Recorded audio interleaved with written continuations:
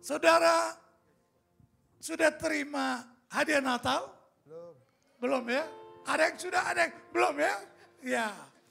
Saya pada tanggal 1 Desember masuk ke satu tempat mau ibadah, ya. Langsung ada yang ketemu sama saya, bisik-bisik sama saya, "Pak, ini ada hadiah untuk Bapak." Saya bilang, "Wah, ini hadiah Natal ini." Puji Tuhan. Tetapi sesungguhnya hadiah yang paling besar yaitu Yesus Kristus bagi kita. Amin. Ya, Natal itu bicara Yesus datang bagi kita. Ada damai sejahtera bagi kita. Ada damai di antara kita. Amin. Ya. Jadi hadiah Natal yang paling hebat, paling bagus dan disampaikan kepada seluruh dunia yaitu Yesus Kristus datang sebagai Raja Damai bagi kita. Ya. Saudara, ada satu quote, "No one is too old to learn." No one is too old to learn. Di sini ada guru Inggris senior, Miss Chang, ya, kakaknya Chin Fein. Dia adalah guru bahasa Inggris senior di Tanjung Pinang. Ya, ini quote ini berkata, "No one is too old to learn." Tidak ada seorang pun yang terlalu tua untuk belajar. Ya, tetapi kalau bahasa mama saya itu, "Jia kalau o kalau ita." Nah, bahasa mama saya, "Jia kalau o kalau." Ya, dalam bahasa lokal di sini berarti kita hidup sampai tua, ya belajar sampai tua. Ya, jadi inilah quote-nya, kita harus belajar setiap saat. Ya, untuk seterusnya kita akan belajar kebenaran firman Tuhan. Mari kita berdoa bersama-sama. Tuhan Yesus, kami bersyukur, kami berterima kasih. Engkaulah hadiah terbesar bagi kami. Hadiah yang terbaik, hadiah yang paling bagus bagi kami. Pada pagi hari ini kami mau belajar tentang kebenaran-Mu Tuhan. Biar kebenaran-Mu boleh menguasai kehidupan kami. Biar kebenaran-Mu boleh menguatkan, menteguhkan iman percaya kami. Sehingga kami lebih sungguh-sungguh di dalam Engkau. Sehingga kami boleh hidup menjadi berkat bagi banyak orang. Terima kasih Tuhan. Di dalam nama Tuhan Yesus Kristus. Haleluya. Amin. Saudara, sekali lagi, no one is too old to learn. Kita harus belajar dan belajar. Ketika kita berhenti belajar, berarti kita berhenti bertumbuh di dalam Tuhan. Ya, maka dari itu kita mau belajar, firman Tuhan, ya, yang saya sudah buat di PowerPoint saya. Ya, mengapa Yesus lahir di Bethlehem? Ya, mengapa Yesus lahir di Bethlehem? Ya. Yang pertama karena menggenapi nubuat Nabi Mika, ya.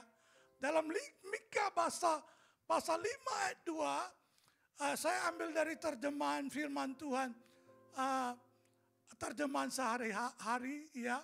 Firman Tuhan FEYH, ya, berkata, "Hai Bethlehem Efrata, ya, engkau hanya sebuah dusun yang kecil di Yudea, tetapi engkau akan menjadi tempat lahir Dia yang akan memerintah Israel, pilihan raja yang hidup sejak masa lampau yang tidak berawal." Ya, itu dalam Mika pasal 5 ayat 2 terjemahan firman Tuhan, ya, FEH, ya. Dan dalam perjanjian baru, dalam Matius pasal 2 ayat 6 berkata, "Dan engkau Bethlehem," ini dalam terjemahan baru, ya, "tanah Yehuda, engkau sekali-kali bukanlah yang terkecil di antara mereka yang memerintah Yehuda. Karena daripada mula akan bangkit seorang pemimpin yang akan menggembalakan umatku Israel. Saudara, di dalam Matius ini ketika orang Majus datang mencari raja yang baru lahir, yang akan lahir, ya bertanya kepada Raja Herodes. Herodes bertanya kepada ahli-ahli Taurat. Dan ahli-ahli Taurat berkata kepada dia bahwa Yesus akan lahir di Bethlehem. Ya. Jadi Yesus lahir di Bethlehem karena ini nubuatan yang bertahun-tahun sebelumnya oleh nabi, oleh kebenaran Tuhan. Sesungguhnya dalam buku Kejadian sudah ada nubuatan tentang Injil, tentang kelahiran Tuhan. Ketika Adam dan Hawa jatuh dalam dosa, dalam Kejadian pasal 3, Tuhan berkata kepada iblis, kepada ular, bahwa keturunan dari gadis ini akan memecahkan kepalamu. Ya, itu berarti sudah ada juru selamat. Ya. Sampai kemudian nabi-nabi besar, Nabi Yesaya bernubuat tentang hal itu. Sampai nabi kecil Mika menubuatkan hal itu. Maka sungguh itu digenapi. Jadi Yesus lahir di Bethlehem itu karena penggenapan akan kebenaran Tuhan. Penggenapan akan nubuatan Tuhan. Ya. Saudara, yang kedua, Yesus lahir di Bethlehem karena kampung halaman Yusuf di Bethlehem. Di Batam ini banyak orang perantauan. Ya. Sebagian orang kalau sudah melahirkan dia pulang kampung dulu. Ya. Karena di situ ada orang tua yang menjaga. Ya, dia pulang kampung. Ya. Kemarin saya mendengar dari Profesor Stella yang merupakan wakil dari satu menteri, dia berkata, ada seorang istri di Polandia dan suaminya di Tokyo. Di manakah anaknya lahir? Di mana? Di mana? Jawabannya yaitu Polandia.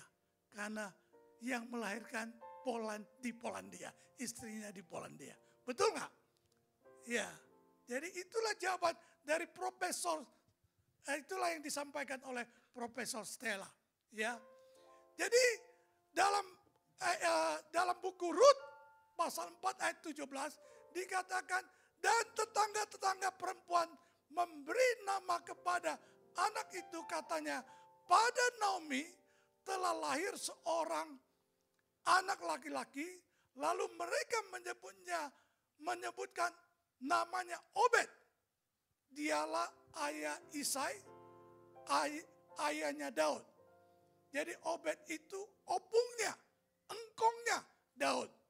Ya, karena Naomi itu bersama suaminya keluar dari Bethlehem setelah suaminya meninggal dan dua anak laki-lakinya meninggal, dia pulang dengan menantunya, yaitu apa? Ruth. Dan Ruth menikah dengan saudaranya suami Naomi, ya, Boaz, dan lahirkan seorang yang bernama Obed. Ya. Dan itu terjadi di Bethlehem. Ya. Dan Isai lahir di Bethlehem. Dan Daud juga lahir di Bethlehem. Maka dari itu Bethlehem itu pernah disebut kota Daud. Tetapi setelah Daud menjadi raja di Yerusalem, Yerusalem disebut kota Daud juga. Ya. Jadi di dalam Lukas pasal 2 ayat 4 dikatakan, demikian juga Yusuf pergi dari kota Nazaret di Galilea ke Yehuda, ke kota Daud yang bernama apa? Bethlehem. Karena ia berasal dari keluarga dan keturunan Daud. berarti Yusuf pulang kampung. Karena itulah daerah nenek moyang dia. Ya, dia pulang kampung karena waktu itu ada sensus bersama istrinya Maria. Dan ketika itulah nubuat digenapi, yaitu Maria sakit perut. Maka melahirkan Yesus di Bethlehem. Ya. Itulah yang kita boleh mengetahui tentang Bethlehem. Bethlehem itu adalah kota Daud. Bethlehem di mana Daud melahirkan, Daud dilahirkan, dan di mana Yesus lahir di sana karena menggenapi nubuatan dari nabi-nabi. Ya, inilah hal yang pertama yang kita belajar.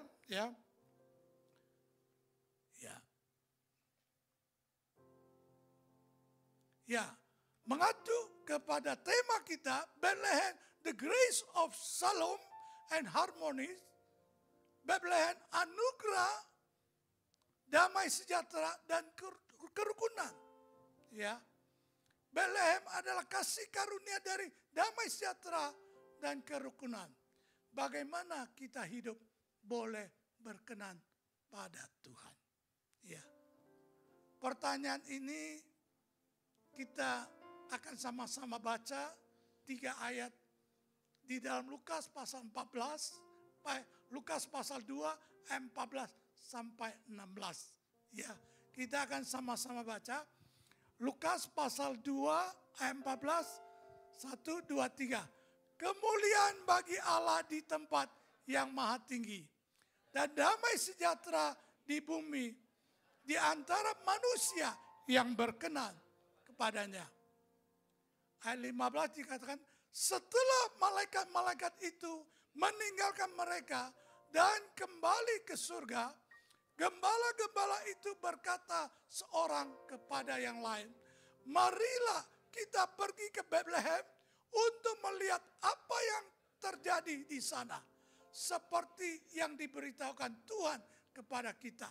Ayat 16, lalu mereka cepat-cepat berangkat dan menjumpai Maria dan Yusuf dan bayi itu yang sedang berbaring di dalam palungan. Saudara, di dalam 3 ayat ini kita belajar bagaimana kita bisa hidup berkenan kepada Tuhan. Ya. Karena orang yang berkenan kepada Tuhan akan memperoleh damai sejahtera dan anugerahnya yang melimpah-limpah. Amin. Ya. Hal yang pertama, manusia yang berkenan kepadanya, manusia yang berkenan kepada Tuhan, yang pertama percaya pada Tuhan Yesus. Percaya pada Tuhan Yesus. Believe in Jesus Christ. Ya. Sing Yesus. Ya, pertama yang berkenan. Kenapa? Karena ketika kita percaya pada Yesus, menerima kasih-Nya, maka ada damai sejahtera dan berdamai dengan sesama. Ya, dikatakan anugerah itu damai sejahtera dan damai antara manusia. Ya, antara manusia. Jadi kata damai sejahtera di sini bisa berarti damai sejahtera di hati seseorang, bisa juga berarti perdamaian antara orang-orang. Maka itu peace in earth, damai di bumi ini. Ya. Di dalam Lukas pasal 2:14 yang kita baca tadi dikatakan kemuliaan bagi Allah di tempat yang maha tinggi dan damai sejahtera di bumi di antara manusia yang berkenan kepadanya. Dengan kata lain, orang yang berkenan pada Tuhan, dia memperoleh damai sejahtera. Dengan kata lain, orang yang berkenan kepada Tuhan, yaitu hidup damai satu orang dengan yang lain. Ya, saya berkali-kali pimpin orang untuk terima Yesus. Ketika saya sudah berdoa bersama dia, memimpin dia untuk terima Yesus, orang itu pasti berkata pada saya, hari ini saya merasakan ketenangan yang dahsyat dan luar biasa. Yang belum pernah saya rasakan. Hari ini saya merasakan ada damai yang luar biasa di dalam hidup saya. Ya. Ketika saudara mengundang Yesus masuk di dalam hidup saudara. Di dalam hati pikiran saudara ada damai luar biasa. Kenapa? Karena dunia ini adalah dunia tempat orang berdosa. Dunia ini setiap hari ada dosa. Dan dosa itu membuat orang itu tidak tenang. Membuat orang itu memikirkan masalah dan masalah. Ketika orang memikirkan masalah terlalu banyak, tidak bisa tidur. Ketika orang pikirkan masalah demi masalah yang ada, sakit mah karena lambungnya terkuras oleh masalah yang dia pikirkan. Ya, jadi tidak ada ketenangan, tidak ada damai. Ada orang kalau dia lagi pikirkan masalah demi masalah, dia bisa marah-marah orang. Ya, ada orang pikiran masalah yang tidak bisa selesai, maka dia ambil aktivitas makan terus, merasa bisa puaskan diri, ya supaya bisa ada ketenangan. Tapi makin makan makin lapar. Ada orang yang punya masalah, dia datang kepada Tuhan. Dia berserah kepada Tuhan. Dia nangis-nangis di hadapan Tuhan. Lalu dia memperoleh damai. Kenapa setelah dia nangis, dia memperoleh damai? Karena dia serahkan masalahnya kepada Tuhan. Ya. Jadi saya selalu memimpin orang, sudah dia terima Tuhan. Dia berkata ada damai. Sebentar lagi 1-2 bulan, Pak, saya bertahun-tahun sakit mah, sekarang sembuh katanya. Karena kenapa? Karena ada damai Kristus di dalam hidupnya. Jadi saudara mau cari perkenanan dari Tuhan, carilah pribadi Yesus yang merupakan Raja Damai. Amin. Ya.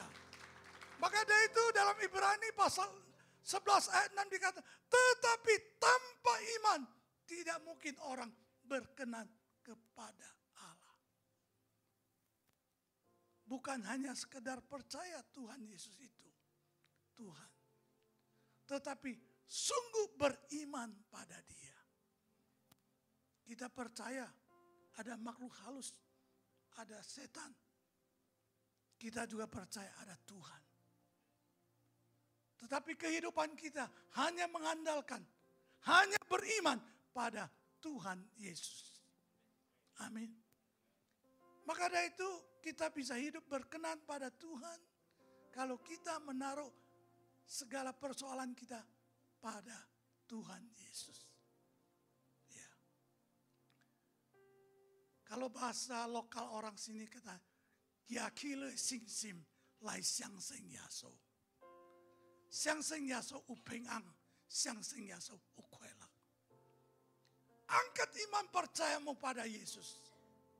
Maka ada damai sejahtera, ada sukacita.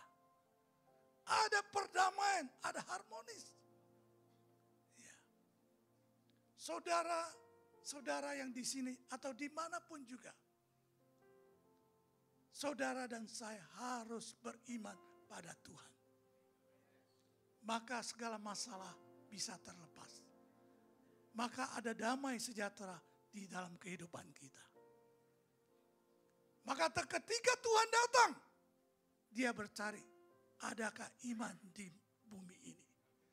Apakah ada iman dalam hidupmu? Kalau saudara sampai akhir tahun ini ada kekecewaan, ada masalah yang belum selesai, ada yang pendapatan yang tidak sesuai dengan pikiran saudara, target saudara. Jangan pikirkan terlalu banyak. Tapi serahkan pada Tuhan Yesus. Serahkan pada Tuhan Yesus. Bukan hanya serah, tapi percaya bahwa Dia akan memberikan yang terbaik. Amin. Saya berkata pada jemaat yang saya layani. Jawaban doa itu ada 4. Pertama, engkau berdoa, belum dijawab, tidak jawab. Kemudian Tuhan jawab. Ketiga apa? Tunggu dulu. Keempat apa? Keempat, Tuhan akan memberi yang lebih baik. Itulah keempat. Jadi kita harus hidup mengandalkan Tuhan. Harus hidup sungguh-sungguh percaya Tuhan. Ya. Ketika kita serahkan masalah kita kepada Tuhan. Sekali lagi. Ada damai sejahtera. Ada anugerah kebaikan yang dahsyat dan luar biasa. Itulah yang pertama yang kita boleh belajar dalam Lukas pasal 14. Ya. Dan yang kedua, manusia yang berkenan kepada Tuhan, yang berkenan kepadanya, yaitu hidup sepakat satu dengan yang lain. Ya. Dalam Lukas 2 pasal 15 dikatakan, gembala-gembala itu berkata seorang kepada yang lain, marilah kita pergi ke Betlehem untuk melihat yang terjadi di sana. Kata marilah kita pergi bersama berarti ada kesepakatan. Ada seia dan sekata mari kita pergi. Ya. Kalau tidak ada kesepakatan maka tidak bisa pergi bersama-sama. Dalam Matius 18 ayat 19 dikatakan, dan lagi aku berkata kepadamu, jika 2 orang daripadamu di dunia ini sepakat meminta apapun juga, permintaanmu itu akan dikabulkan oleh Bapakku di surga. Saudara, mungkin selama ini kita berjuang sendiri-sendiri terus. Mungkin selama ini kita mengandalkan sendiri terus.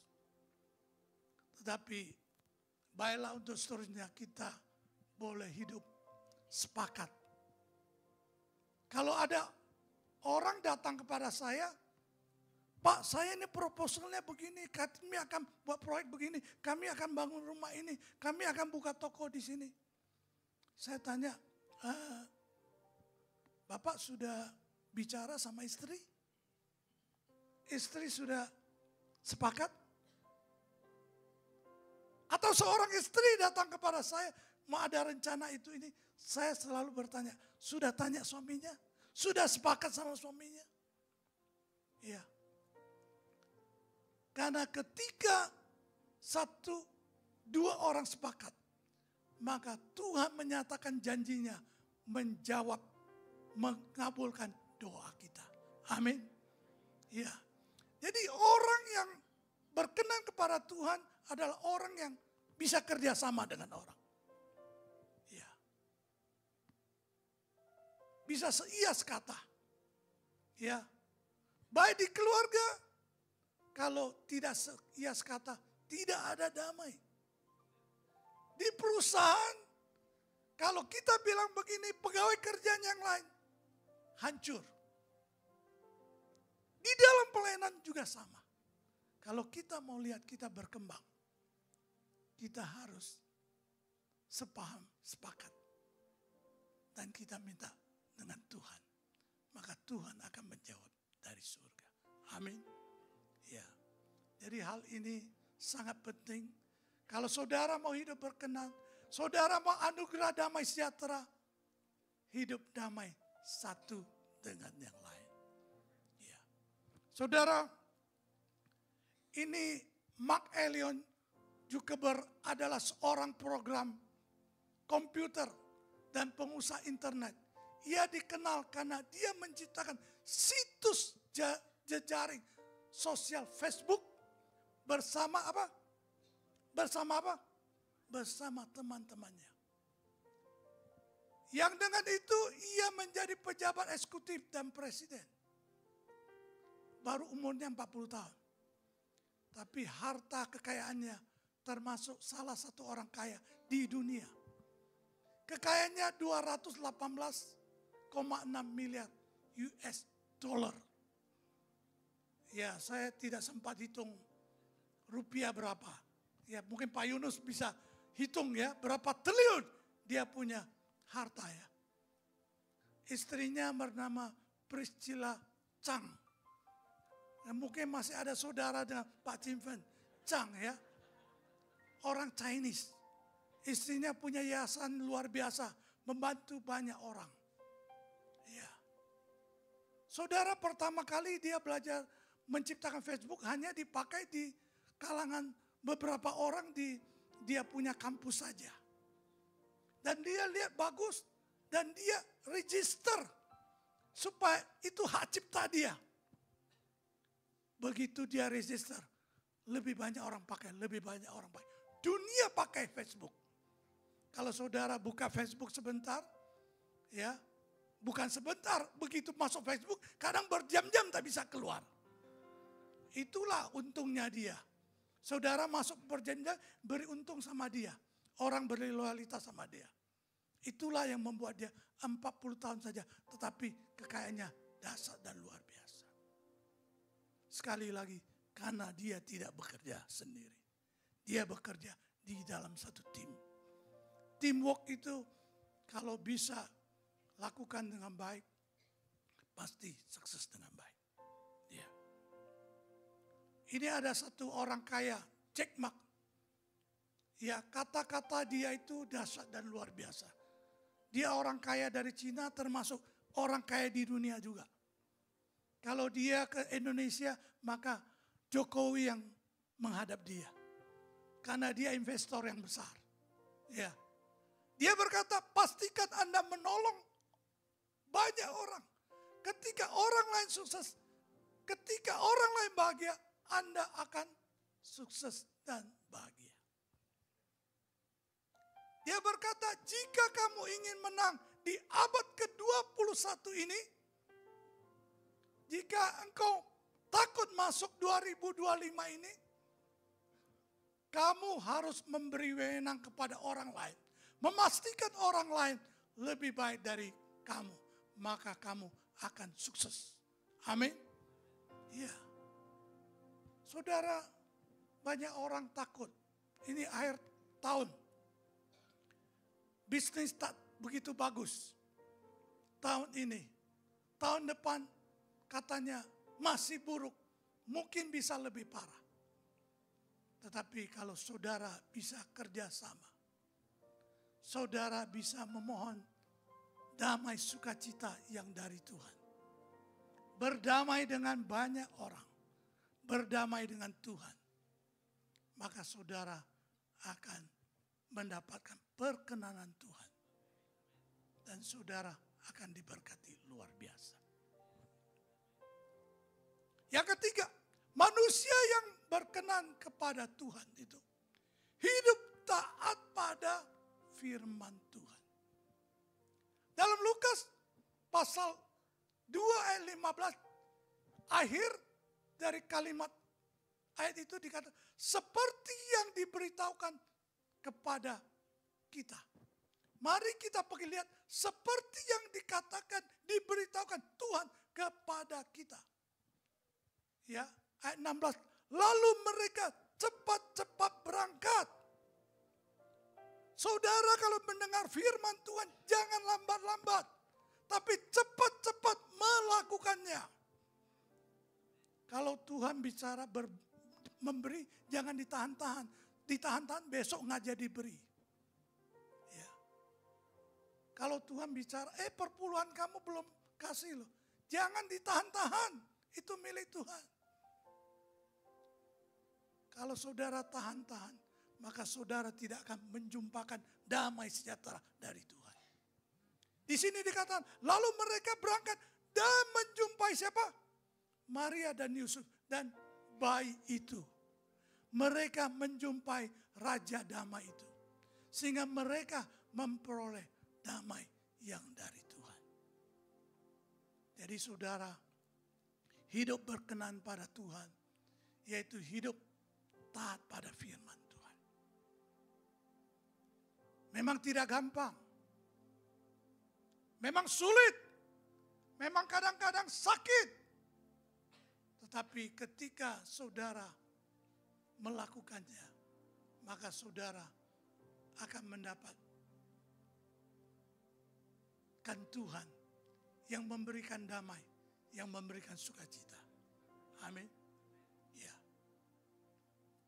Saudara, sebelum saya tutup, saya minta dari sini, tolong bukakan untuk saya Lukas pasal 5. Lukas pasal 5 ayat 4, 5, 6. Ya. Itu saya, ya.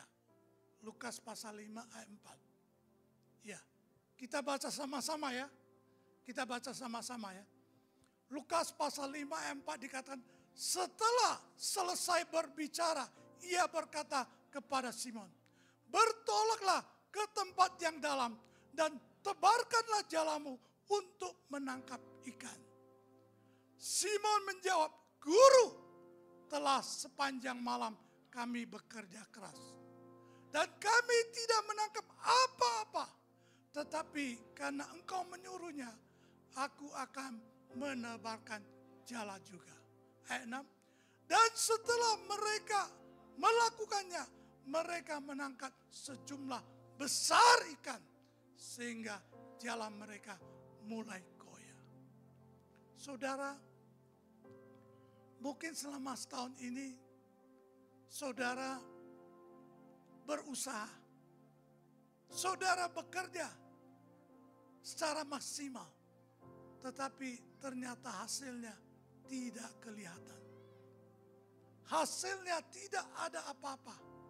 Hasilnya masih belum breakthrough. Seperti Simon, semalam-malam capek, dia tidak mendapatkan apa yang dia inginkan. Maka dia dapatkan seekor ikan pun tidak ada. Simon adalah nelayan yang hebat, nelayan yang ulung. Sedangkan Yesus adalah tukang kayu katanya. Tetapi Simon berkata, sesungguhnya kami telah gagal. Sesungguhnya kami tidak mendapat apa-apa. Semalaman bekerja keras. Setahun ini dari Januari sampai sekarang bekerja keras. Tetapi tidak dapat apa-apa. Tetapi karena engkau yang berkata. Kami menaruh iman percaya padamu. Kami mau coba lagi. Maka dia berkata, karena engkau yang minta, kami terbahkan jala kami. Hasilnya luar biasa. Hasilnya dapat ikan yang banyak sekali. Sampai jaring koyak. Saudara, ada kalanya kita sudah berjuang habis-habisan. Kita sudah berusaha habis-habisan. Tetapi coba evaluasi kembali. Apakah yang kita lakukan sesuai dengan kehendak Tuhan? Apakah yang kita lakukan berkenan pada Tuhan?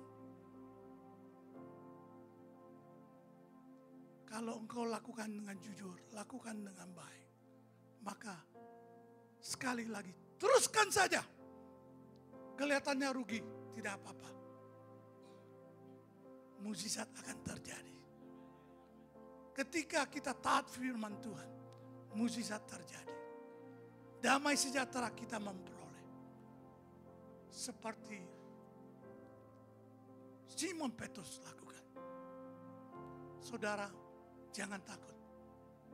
Masuk 2025. Kelihatannya prediksinya tidak baik. Kelihatannya prediksinya tidak dengan baik. Tidak ada hasil yang baik. Masih ada perang. Masih ada krisis ekonomi di mana-mana. Tetapi percayakan hidupmu percayakan hidupmu pada Yesus. Percayakan hidupmu pada Yesus. Maka engkau ada damai, engkau ada sejahtera, engkau ada ketenangan untuk bekerja dengan semangat lagi. Saudara, banyak saatnya kita mau menyerah. Tetapi kalau kita menyerah, berarti kita berhenti untuk bertindak. Kita berhenti untuk taat pada kebenaran Tuhan. Ketika kita taat pada Tuhan, maka tidak akan kalah. Tetapi kalau kita tidak bertindak, kita akan kalah. Berarti kita menyerah. Jadi kita belajar bahwa orang yang berkenan pada Tuhan, yaitu orang yang harus percaya pada Tuhan. Mungkin selama setahun ini, engkau mulai merosot kepercayaanmu pada Tuhan. Karena kegagalan, karena tidak ada hasil yang baik. Tetapi ketika engkau naikkan kepercayaanmu pada Tuhan, maka ada keberhasilan. Evaluasi kembali dan minta orang doakan. Kalau selama ini kurang sepakat, saudara, saya pernah keluar dari Batam, pergi ke Jakarta. Pergi ke Jakarta, rencana mau kerja, mau sekolah Alkitab. Waktu itu, saya tidak tahu setelah kontrak ini sekian bulan selesai, mau tinggal di mana. Saya tidak tahu. Apa yang saya lakukan? Saya kumpulkan anak istri saya, bergandeng tangan berdoa bersama. Waktu saya berdoa bersama, waktu saya sepakat sama keluarga saya, bahwa setelah ini kami mau tinggal di mana. Tiba-tiba ada telepon dari teman saya di Singapura. Pohan, come back Batam, I rent a house for you. Katanya. Kembali ke Batam, saya sudah sewa satu tempat. Nanti kamu tinggal di situ. Saya dapat proyek di Lagoy. Katanya. Maka itu waktu tahun 90-an saya pernah di Lagoy berapa tahun. Ya. Saudara, ketika ada kesepakatan dalam hidup kita, jangan takut, Tuhan akan bekerja. Amin. Jangan takut, Tuhan akan bekerja. Sehingga apa yang saudara hadapi bersama Tuhan itu pasti ada kemenangan. Bersama Tuhan itu ada damai. Bersama Tuhan itu tidak hanya damai, tapi sukacita melimpah. Keberhasilan dan keberuntungan. Janji Tuhan dinyatakan. Yang menjadi masalah bagaimana kita hidup berkenan pada Tuhan. Perkenangan Tuhan akan melimpah-limpah dalam hidup kita. Sehingga kita ada damai sejahtera, kita ada sukacita, kita ada kemenangan. Kalau kita hidup taat kepada kebenaran Tuhan. Mari kita bangkit berdiri. Haleluya. Haleluya. Haleluya.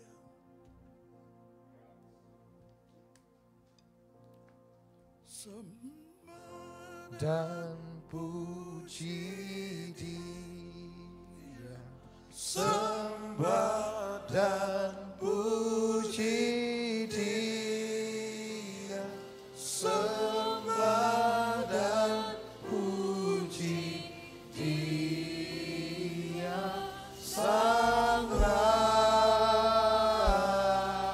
Katakan sembah dan puji Dia. Sembah dan puji Dia, sembah dan puji Dia, sembah dan puji Dia, Sang Raja.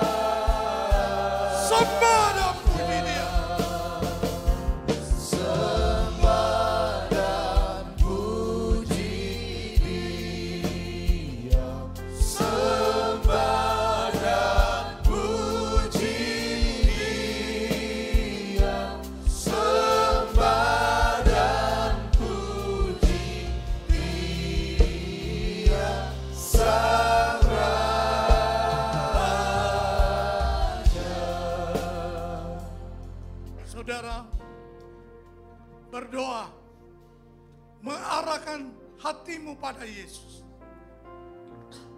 mengarahkan pikiranmu pada Yesus, senantiasa menyembah Dia, menyembah Dia. Oh la la la basanda, shikara la la la la, kodololo basandra masite, kidara la la bakata la, shidoro la la la la, shidere, kidara la papa bakata, shidara la la la, shidara la la la la la bakara. Oh la la la la la la basandra, shidere, kodololo.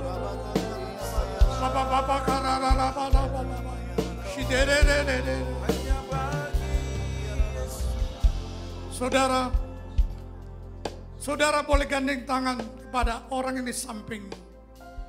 Doakan orang yang di sampingmu, supaya apa yang Tuhan sudah rencanakan boleh terjadi di dalam kesatuan.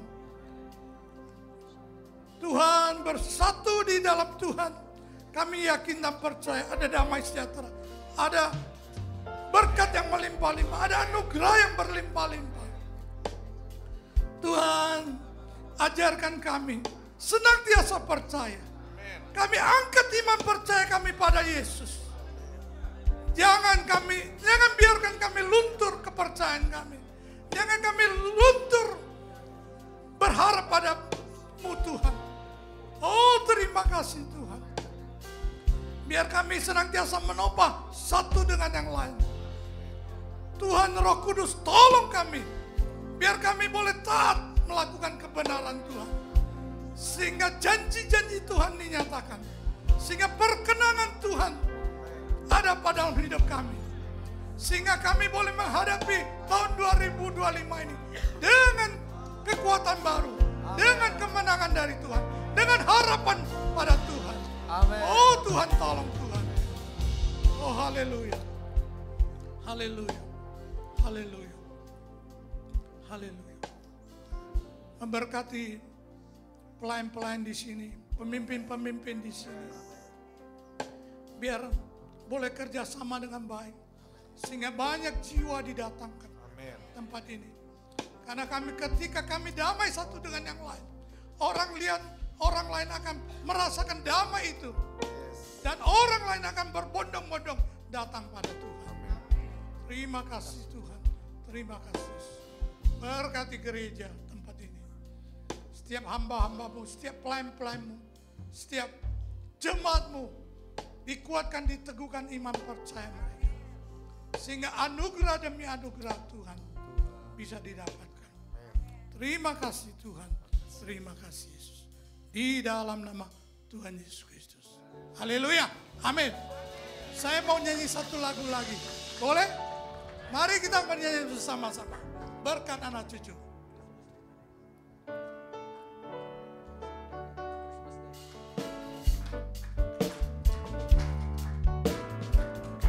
Diberkatilah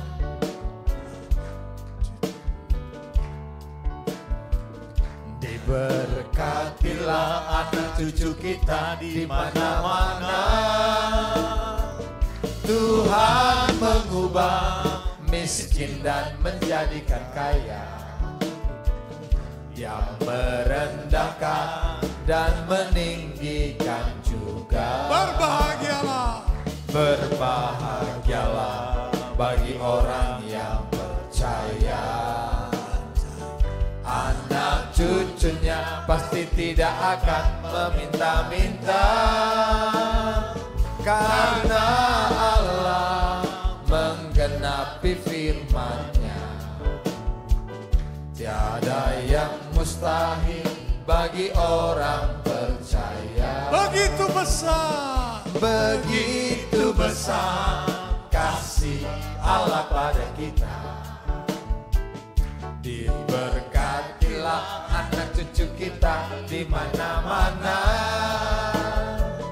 Tuhan mengubah miskin dan menjadikan kaya, yang merendahkan dan meninggikan juga.